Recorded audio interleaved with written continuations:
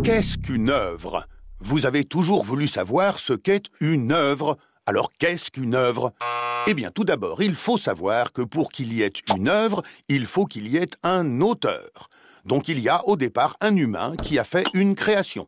Une création qu'il partage avec le public sous forme de films, de musique, de livres, de documentaires, de chorégraphies, de photos, de pièces de théâtre, de peintures, que sais-je.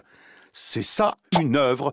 Alors, ce qui est très spécial et formidable avec une œuvre, c'est que dès qu'elle existe, hop, on peut la reproduire et la représenter. Retenez bien ces deux mots magiques. C'est pas compliqué, je m'explique. 1. La reproduction.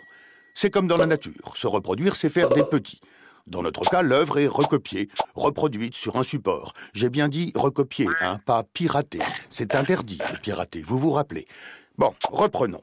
Donc, quand l'œuvre originale se multiplie, vous la retrouvez dans les magasins en plein d'exemplaires et aussi, évidemment, sur Internet. 2. La représentation.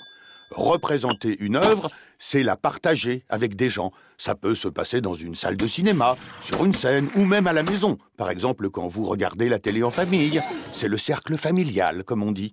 Alors, qu'il s'agisse de reproduction ou de représentation, c'est l'auteur qui décide où, quand, comment et par qui son œuvre va être utilisée. Il négocie cette utilisation moyennant finance. On dit qu'il perçoit des droits d'auteur. Voilà, c'est comme ça qu'il vit de son travail. 3, eh bien, il n'y a pas de 3.